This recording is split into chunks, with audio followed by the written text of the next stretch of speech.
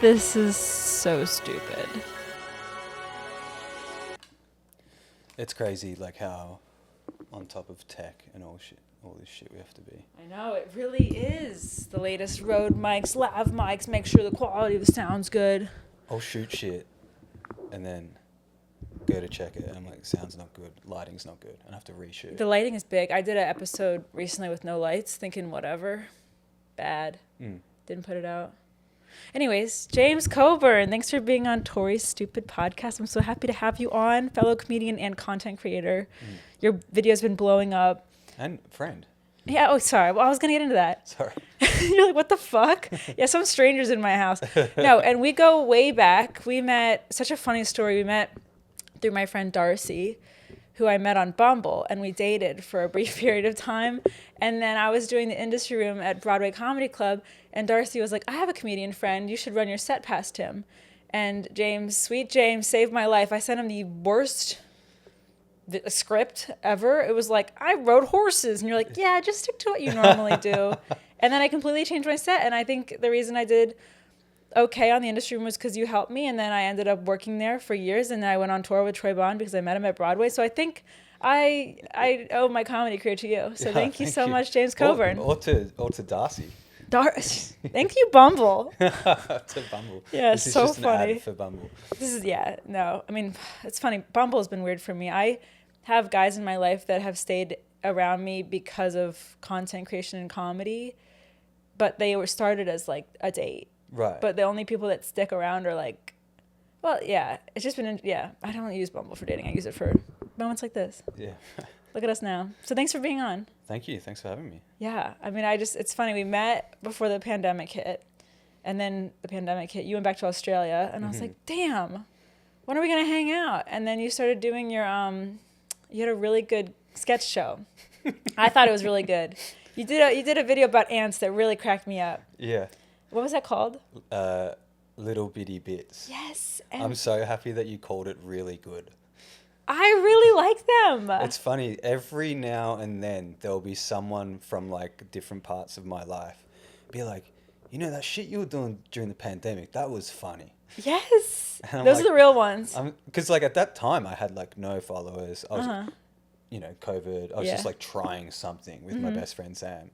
And they got like, funnily enough, I actually looked back on them the other day and they've got like no views. And is that on your YouTube? No, just on Instagram. You should grow your YouTube. Yeah. Sorry. I definitely should. And they've got like no views, and I was watching them like, damn, these were good. They were. You should repost them. Yeah, maybe I will. Yeah. I'd probably have to cross check with my Your best manager? friend, Oh. with my best friend Sam. He's a high school teacher. They were appropriate though. For sure. Yeah, I think, and he'd be totally fine with it. I feel like all your content is actually quite appropriate. You don't curse? Yeah, I mean, my stand-up stuff, there's a bit of sexual, vulgarity going on. Your bowling bit is one of my favorite. Check out James's, you put your whole hour out, right? Yeah. It's on YouTube? Mm-hmm. So I think good. It's been about 6 months now since I put it out. And how's the viewership on that? Good. I think it's almost at 25,000 views. That's amazing. Yeah, which is like really, which really means a lot. Because like, say, because I make dumb little videos on Instagram, right? So say I put out like a 20-second video, and I have my following, and I'm like, all right, people are gonna like enjoy this. It'll get like, say I'm like, oh, it'll get like 100,000 views, and anything less, I'm not gonna be content with. And it gets like 40,000, and I'm like, fuck. And so like, if like a 20-second video was to get like 40,000, I'd be like upset with it, right?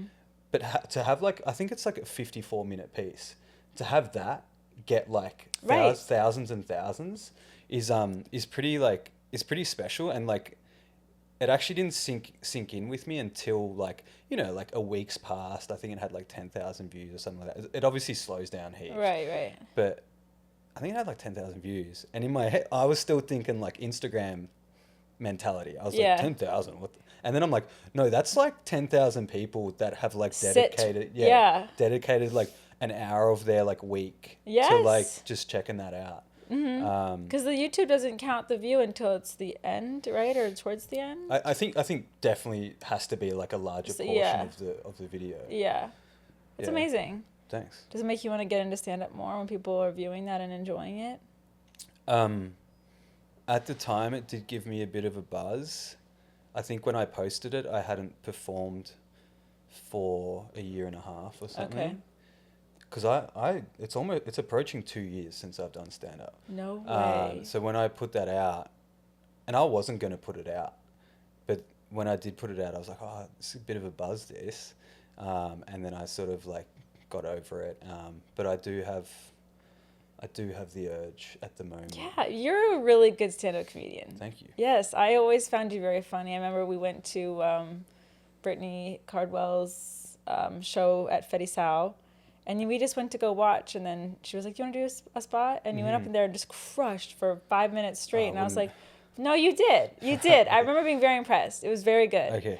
And I was like, "Damn!" And then now you've clearly poured your time into content creation, but and I'm sure there's like in real life, it's like you're getting laughs in the moment, but I'm sure there's like some sort of, similarity with getting likes and feedback online.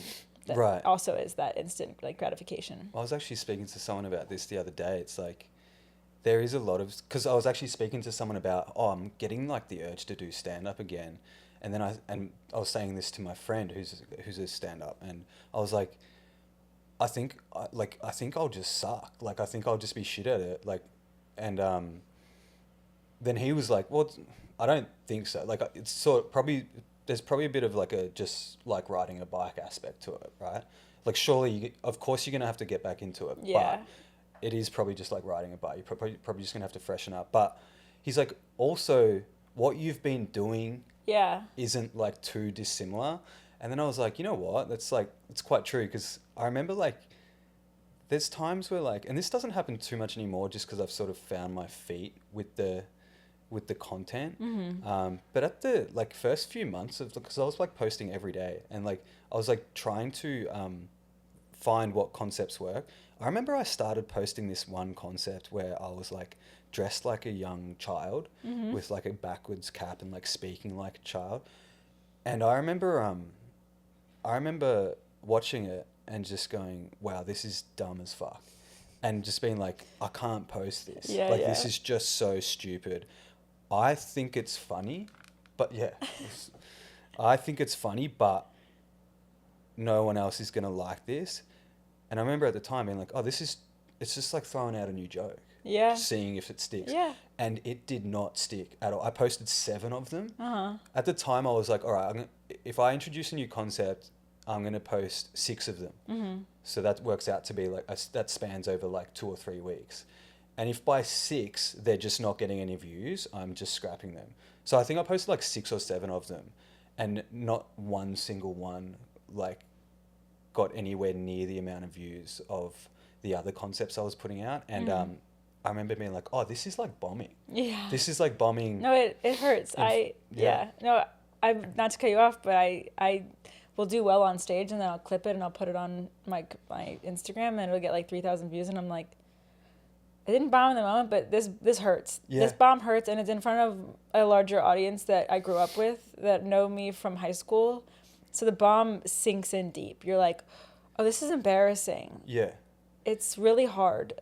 Yeah, especially early on, like it's hard to and just like stand up, like after the first few times, like, and like a lot of people will say that's what being good at stand up is. It's like getting used to like bombing and experimenting and just keep moving forward. So I sort of got used to it, but like those first few, just like, wow, like so many people saw that and like hated it. Yeah. Like what these numbers are telling me is everyone fucking hated it. Yeah. Well, that was before you had a following. Yeah, this was like a few months or like a couple months in, maybe a few months in, and like When did you start posting? February 28th, last year. Last year. So it's just been a year. Been about 4 And that's months. committing every day to posting. At the start was 6 days a week, and then Okay. a couple months in I went to every day, and then for like 9 months or something it was every day. Wow. And then and then I changed a few months ago to every second day, because it was Okay. just Because then once you get them, they get a little beat up, right? Like you're like, oh, I don't want people like, oh, not this guy again, even if they find you funny. I think that's exactly what happened. Like, you know, I'd be like busting my ass to post every day, and then sometimes it'd be like a rerun, and I'd just chop it up differently, or like use a different bit of footage so it is a different video, but essentially it's the same concept. And I think, and they were getting views and stuff, but my new followers to unfollow ratio was dropping. I hate seeing like those I was numbers. getting followers, but a lot of people were dropping off. Yeah. And I'm like, well, why are people dropping off? It's just well, because you're just inundating their feed with just like, not the same shit, but like just like nothing crazy different or good or creative. And then I'm like, hey man, I actually spoke to my dad. My dad's beautiful. He takes such interest in what I do, which I'm very lucky for.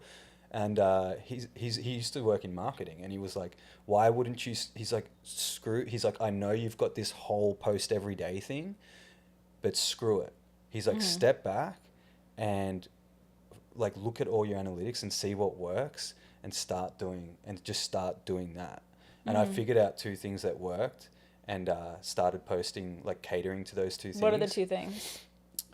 It was, and this is going to sound mean, and this isn't why I do what I do, but is anything that nitpicks on customers, like whether they're being entitled, impatient, rude, privileged without recognizing it, anything that nitpicks on customers, and then anything that was like a 2-character restaurant scenario. Okay. And then if you put that nitpicking of customers with a 2-person in the format of a 2 or more character and it's restaurant you scenario. talking to someone yourself, but it's like because Yeah. you're the only one that's ever in your videos, right? Yeah, I don't think I've ever done. Yeah. Okay, and you like doing that? You want to keep that going?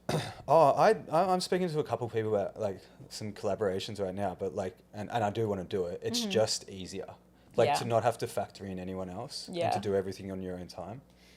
Yeah. Yeah.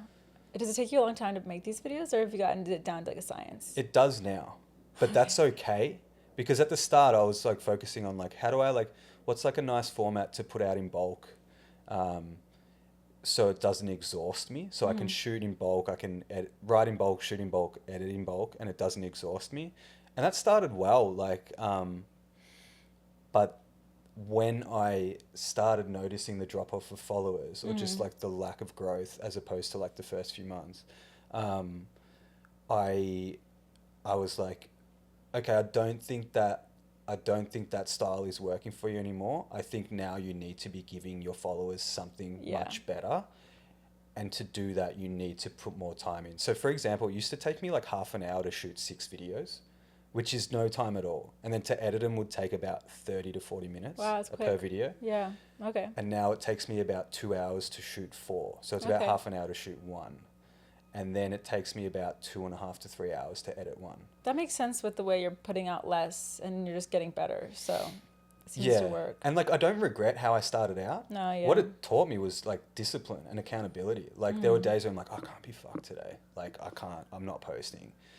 And that would have been fine, but I like stayed on top of it. Like every day I managed to be like, no, come on now. So I don't regret it at all. It taught me like how to stay to routine, how to like push through those like the more grinding times. Yeah. And how to just sort of, I guess, just work ethic with it. Like I'm a pretty like, I've been a pretty lazy person since growing up. Though working in the industry when you did, like you had to wake up early and show up at a restaurant and put in the work, and like you're customer facing. So it's like you can't be lazy. So yeah, I feel you're not giving yourself credit for all that time you would put in. Yeah, well, during my time in restaurants for those shifts, 4 or 5 shifts a week, I wasn't lazy, but I feel like anything outside of that. Got it. Well, because you would put all your energy there. True. And you would be left with much more. That's honestly a big reason why I stopped doing stand-up, was because I was like, oh, I can't. It's a lot of plates in the air. I don't, because I think you tell yourself that you can do everything, but I was like, I'm working like 5 days in a restaurant, and then but then also like trying to like do stand up and then like thinking about like should I be making content as well, but then also trying to stay on top of your health and like speak to your family and like and feed yourself and pay your bills and stuff like that. So honestly a huge reason why I stepped away from it. And I felt that this week. I had shows Monday, Tuesday, Wednesday, and then I also had to be in my office Tuesday, Wednesday, Thursday, and then Thursday I had a work event in Connecticut, and I got back and I just was like, oh my God, because I was out until midnight every night, and it really takes it out of you. Like I've ignored text, I've barely been able to get emails out today. I'm just spent. Yeah. You've been doing that for years though now. Yeah. And it's incredibly impressive. Thank you so much. Yeah, that's very kind. To the point, and I mean this as the greatest compliment, to the point where I don't know how you do it. And of course you're not the only one. There's like that's how you have to do it in New York. Yeah. But, watching from afar, it's very impressive. Thank you. I appreciate that. I will say when I was touring a lot in 2023 and having a day job, I honestly, when people ask how do you do that, I'm like, I have no idea. Well, I remember when the last time you and I got a drink, what was that, a couple months ago? Mm-hmm. And I think was it then when I asked you like, wait, you're still working? Or because I see you touring with Troy and doing your own shit, and I'm, like you think, oh, is there money coming in and stuff like that? Mm-hmm. So when I asked you and you said, no, I'm still 9 to 5, like full time, I was like, what? Like that's crazy because you were doing so much. Thanks. I appreciate you saying that. Yeah. It is a lot. Yeah. It is a lot. And when they added, it used to just be Tuesdays, Wednesdays at the office, and I was like, whatever, that's fine. And then I was touring, and then they were like, okay, Thursday, and I was like, fuck, that's like when you tour. It's Thursday, Friday, Saturdays, and I just kind of put my head down and was like, I hope no one notices. And then my boss sat me down and was like, dude, you gotta be at the office. And you were sort of like, I hope no one notices I'm not in the office. Yeah, like an accident. I was at the airport once, and I accidentally turned my camera on during a meeting. And it was like just like the toilet, and I was like, my bad. And they were like, dude. So they were very patient with me. They've added more to my plate at work, so I really can't do what I used to do. But also Troy brings other people along, and it's been way more balanced. So I'll still go on the road with him sometimes, but it's just not what it used to be, which is fine. That was a crazy year that was great, but it was not sustainable. I mean, in so many ways. If you didn't have the full-time job though, would it be something that you'd still want to be doing? Yes. Right. I love touring. It is the most exciting thing. The people, I love being in new cities. My favorite thing to do was go to the coffee shop in like the local town and pick a cool spot and just go sit and write. It became like my favorite thing to do. Yeah. And I just I love traveling. I mean, now seeing all the flights and stuff, I'm like, oh God, like it's like a miracle if you make it. So I know that's dramatic, but it's just interesting to see, air traffic these days kind of fucked. But I'm going on the road next week with Chloe LeBranch. We're going to 2 comedy zones, one in Charlotte and one in Greenville. And I'm excited for that. But I looked at the flight time. It was like hour 25. I was like, I can survive. I think you will. Thanks. Yeah, but I'm getting back out there and I'm excited. So it comes in waves. Nice. Yeah, thanks. But you said you wanted to get back into stand-up? I will say, it's funny when you said it's like riding a bike. It's so crazy because I'll hear like big comics say, oh, I haven't gone up in like 2 days. And I'm like, fuck you. And then I won't go up for a week and I'm like, well, fuck, I'm rusty. Like it's really, as much as you'd like to think it's like riding a bike, it is in some ways, but it is like, every time I get on stage, I think to myself, what am I going to say? Yeah. Every time.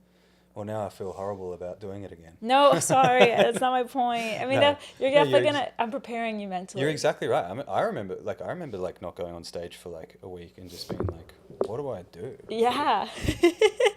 Yeah. Or like someone offers you a gig and you're like, do I take this? Like, I haven't gone to do anything for a bit. Yeah. And I like to lean in on the saying, like, you wouldn't get the opportunity if you didn't deserve it. Yeah, and you're kind of just like, Godspeed. Yeah. I mean, I've definitely had moments where I'm like, so for example, I was last minute, day of, asked to open for Shannon Middleton. She's like a reality TV star and new to comedy, but selling out, and it was at City Winery. Main room sold out, and they're like, you want to come open up the room? Because I knew her manager, and I was like, oh, who features for her? And she's like, oh, she just goes out there. And I was like, that's not how stand-up works. And they were like, really? So I was like, yeah, I'll host and feature. So I did it, and then I'm in the room. I'm like, it's like a really nice venue. It's like all these like girls out for like wine with Shannon Middleton, and then I'm up there like, did you fuck your dog? And then I'm like, oh my God. Like, I was like, I gotta fucking look in the mirror and realize, like, you gotta have different sets. And I definitely polished it as much as I could in the moment, but I was at work all day. I ran home, changed, and then ran to the venue, and I was just like, oh my God, this isn't my usual dirty club scene. And Troy, God bless him, but he'll say some crazy shit on stage. So I've gotten really used to just being like, fuck it, let's give him a show. And I definitely gave those girls a little more than they needed, but you did well. I did well. Yeah, it went really well, but there were definitely a few jokes that I'm like, oh, they don't want to hear about dropping babies. Like, that's upsetting to them. I'm glad you did what you were used to doing, though. Like you always taught me that. Yeah. What was like that? Stick to what you know. Yeah. But I think just in general, the mark of like the best comedy these days is authentic comedy. Yeah, that's so true. It's just like, so I think even if you did like, you know, an hour out from the show, be like, fuck, I better do some different shit, like not so crazy. Yeah. They're probably going to be able to tell that you're not doing, and it may have worked out worse for you. That's so true. Thank you for that. It's beautiful. I think if I was at something like that and some comedian came out just saying wild shit, I'd be like, that's cool. Thanks. Thank you. I appreciate that. Yeah, I think it went well overall. There were some big people in the audience too. This girl, her name's Claudia, I'm blanking on her last name, but her handle is Girl with No Job. She's got a couple million followers on Instagram. And she took an Instagram story of me walking off and hugging Shannon, and I was like, damn, I've followed you for years. If I knew she was in the balcony, I would have shit my pants. So it was cool overall, but definitely a moment of like, okay, you got a little work to do professionally. Instead of just being like, I'm wild and crazy, like my audience will find me. It's like, no, you're going to find yourself in front of other people's audiences for a long time before you have yours. So try to like, you know, be a little, versatile. But hey, getting asked to do it day of, working your job, then going to do it and still coming out on top. And all you have to say is, I've got some work to do. Like, that's pretty awesome. Thanks. Appreciate that. Sounds like you nailed it. Thank you. And it's funny, I had to go manage Greenwich after that too. And I went from like this huge stage to like that tiny little basement after. I was like, back to where I usually am. Where at?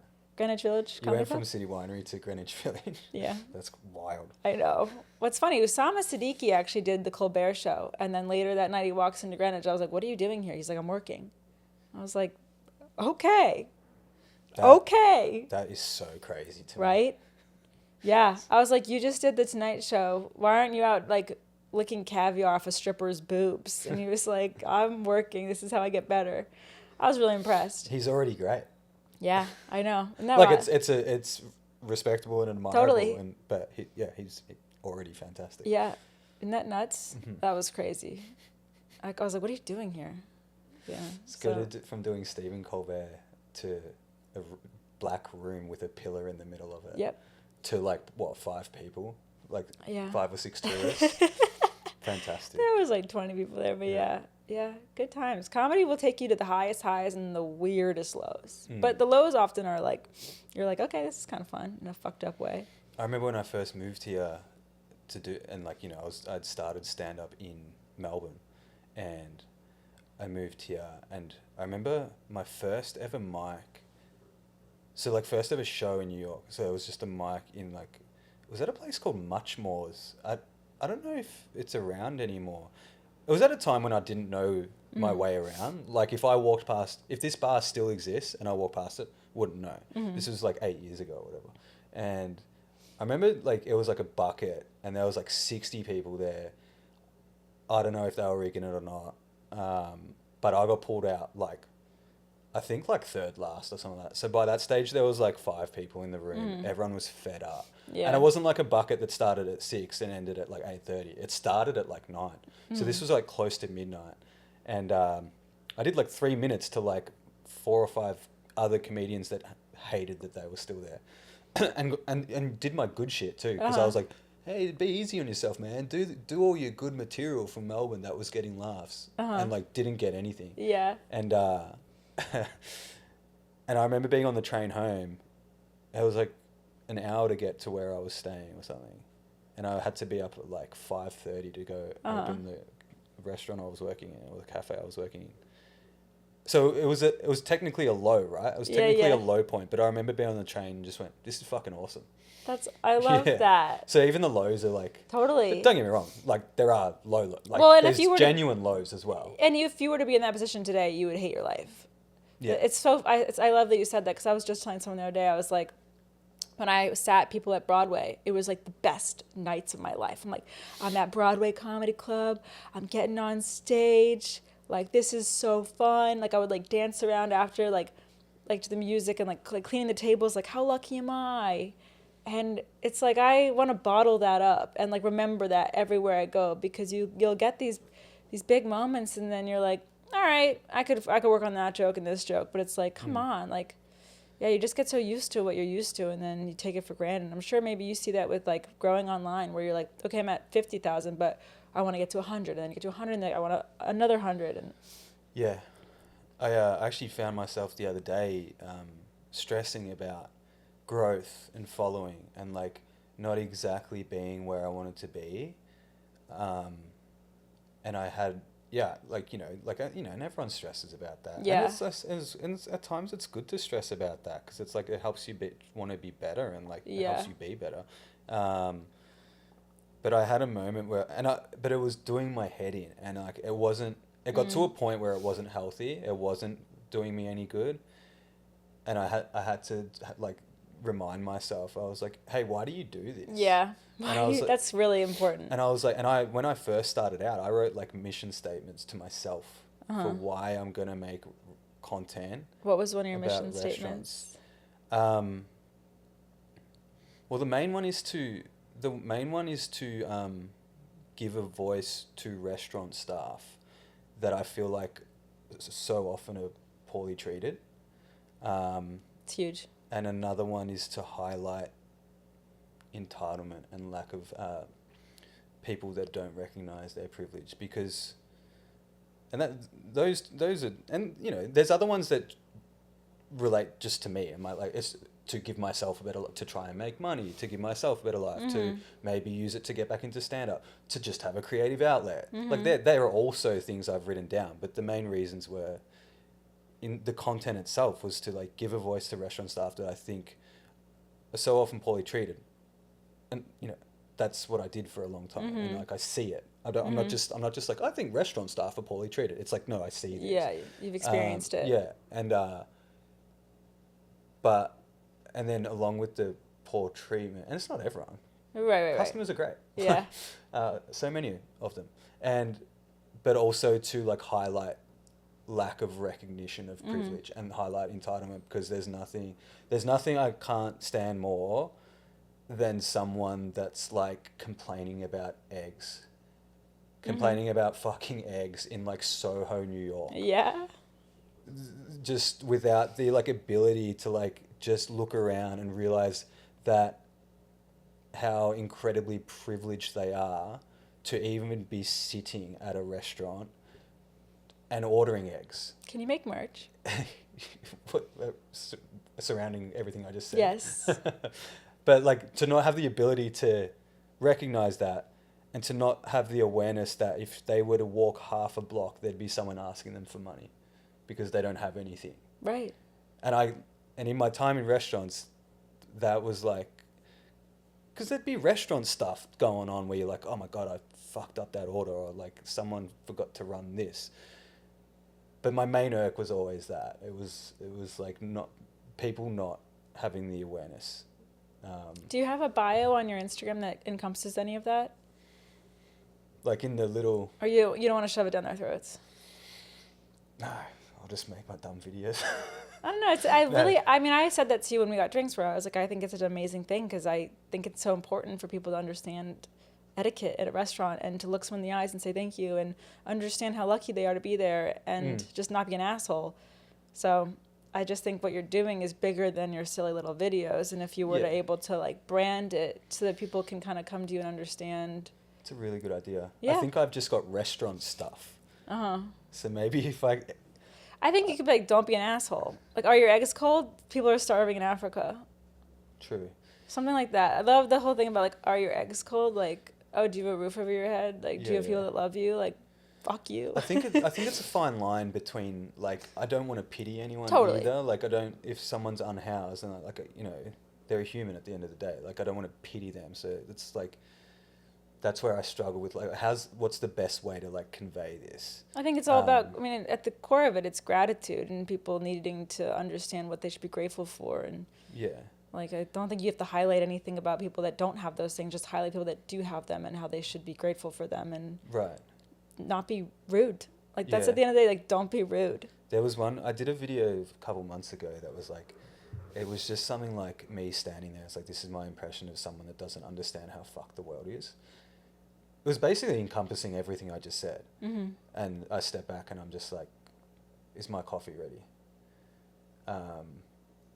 And I think that's like, I've never thought about this until you just sort of brought that up. But I think that's like a perfect like embodiment of like maybe like what I'm trying to do. Totally. And also as someone that also has had moments of, let's say I'm getting a coffee and there's like too much oat milk in it. And I'm like, it's like, you're fine. What is the problem? Yeah, it's going to taste extra and good. so Like, fuck you. Say thank you to the person and say, okay. And be happy that you have a cold brew in your hand. And I've had those moments where I'll walk away and I'm like, God damn it, this isn't what I wanted. And then I'm like, no, I'm walking through Soho. I'm holding a coffee. How lucky am I? So great. And so many people like will be like, you know, because I like to read some comments and like there's often like a lot of people in comments being like, yeah, well, and they have that whole mentality of like, yeah, but if you're the one spending the money, you should get what you want. It's like, yo, shut the fuck up. Mm-hmm. Like, shut the fuck up. It's like, you do have a point, but at the end of the day, like, and God, if that's how you sleep at night, then great. If that's your mentality, go get your coffee. Go tell that barista that they fucked up your coffee. If that's what makes you happy, then do that. But like, yeah, I think there's just a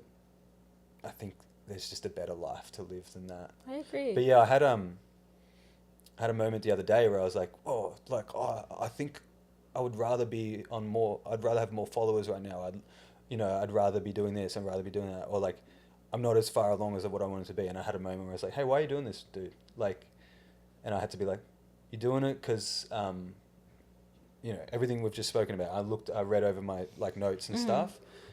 And funnily enough, the video I had scheduled for that day was a video about customers asking a server, hey, what do you do outside of this? Do you study? Do you have? I saw that video. Have a real job? Yeah, what's your real job? Yeah. And it not only did it get a lot of views, which is always a nice feeling, but it had so many restaurant heads write in and being like, yeah, I've been asked this question so many times and it's the worst. And it's just like, why can't I just work in a restaurant? Like, why? I love it. Like, I love working. I think that was in the video too. It's like me saying, I like working. I like doing this. Like, can't I just keep doing this? Like, and so many people writing in just being like, yeah, I get asked this all the time. I'm like a 40-year-old barista and I absolutely adore this job and I have kids and I have savings and I'm not in debt and I make more money than my friend that works in an office doing this. And so funnily enough, like, not only did I like have a freak out and then like try and ground myself and read over all my notes about why I'm doing it, that video went out the same day and all the feedback coming in was like, hey, yeah, like this is why. That's awesome. Yeah. I love that. It was really nice. Also, just as someone watching that, it's such a reminder of like, and this is actually full circle. When I was dating Darcy, I remember being like, so what's your goal? Like, what are your goals? And I was like kind of pushing him and like, cause he was a bartender and I had that mentality that was very closed-minded. I was like, you know, I grew up, I went to college, I came here to like work in advertising and I didn't do stand-up yet. And I was just kind of like young and stupid. And I just was like, well, what's your big plan? And he was like very put off. And I remember being like, oh, fuck. And it's like, you got to grow up and understand. It's like, that's like, people do different things and it doesn't mean it's right or it's wrong. And it's a great job. And it's like, we're all living our own lives. And now that I'm doing stand-up and watching my friends get married and have kids, and I'm sure they're looking at me like, well, what is she doing? It's like, I'm having fun. You're having fun with that. I'm having fun with this. Like, it's such a good reminder. And I think it's important. I think it just goes down to whether you're happy or not. Darcy could bartend the shit out of a bar though. He was so good. I don't think he does it anymore, but I don't know what he's up to. We gotta ask him. But like, and this is no exaggeration, there would be bartenders in New York, and I'm sure in other parts of the US. It's different where I'm from in Australia, because you don't work on tips, you work on like a healthy hourly rate. But because of the tipping system, there would be bartenders in New York that would work 3 nights a week that would probably make over $100,000 a year. Easy. 3 nights a week. No, I see numbers at Greenwich. That's no exaggeration. Yeah. And you're telling me they're not happy? Yeah. Like, don't get me wrong. If it's not what they want to do, they might not be happy. But Right. like, if it's what they want to do, they're working 3 nights a week. They have, 5 days to themselves, 4 nights to themselves. Yeah. Like, No, I have a friend that works at the clubs, and she as part-time. She has a full-day job, and she pulls thousands of dollars a year. And I'm like, this is a great job. I know someone that works full time.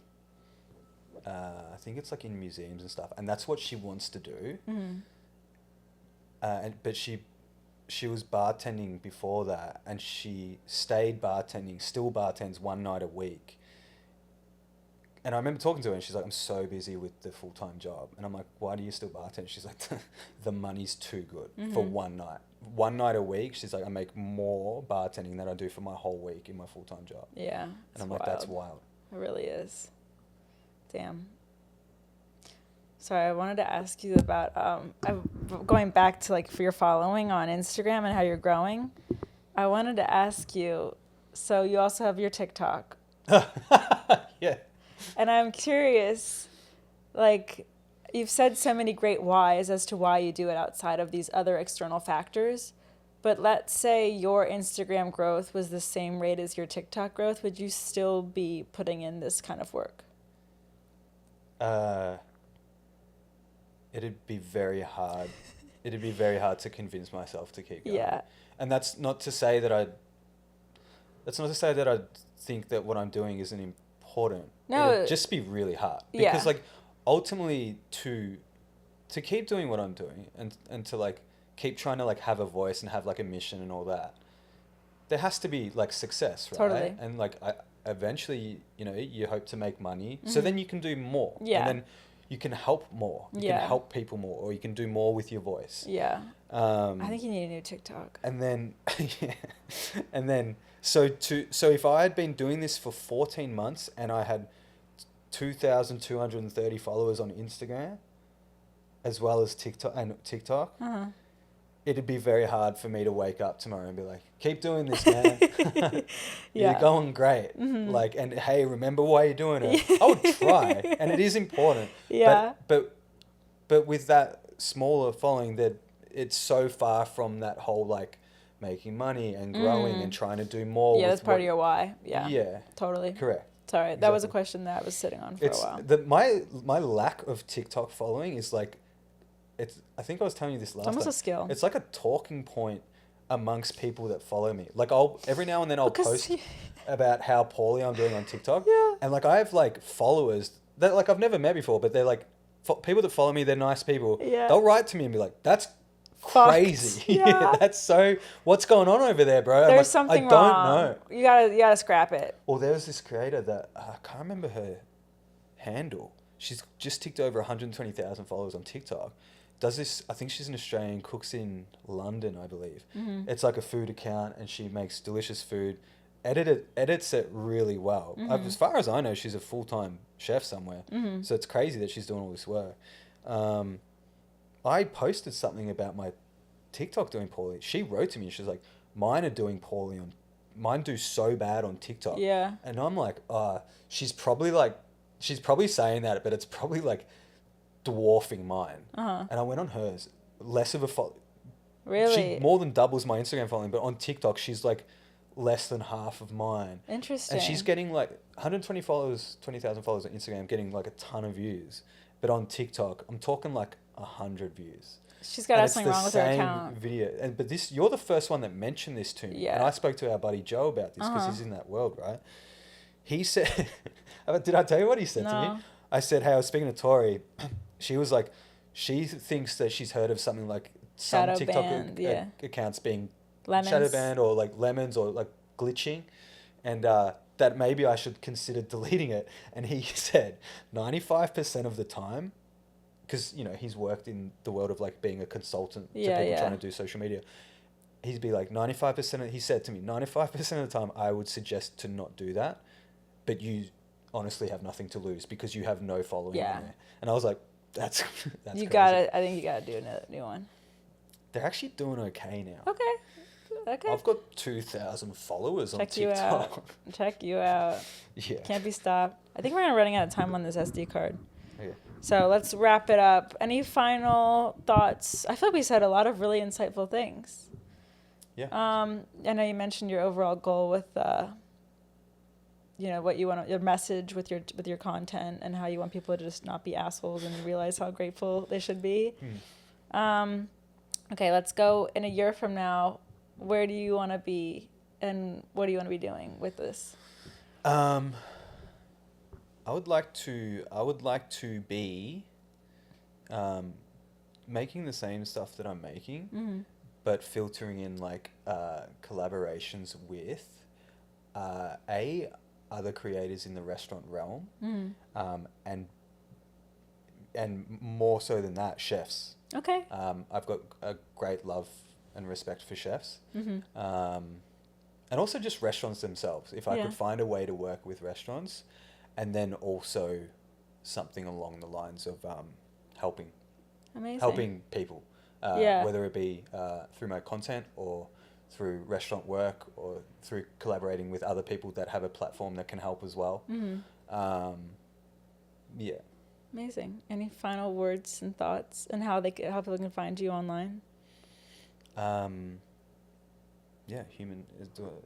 haven't looked at the camera once. That's fine. Human Tabasco on Instagram and TikTok, but don't worry about that. No, worry about it. Go follow on TikTok. Actually, if you could follow me on TikTok, that'd be fantastic. YouTube, I have my hour there from a time when I did stand up. Maybe that'll happen again. It will. Yeah. And you're great. Thanks for having me. Thanks for being on. Appreciate you. This was really fun. Yeah. Amazing.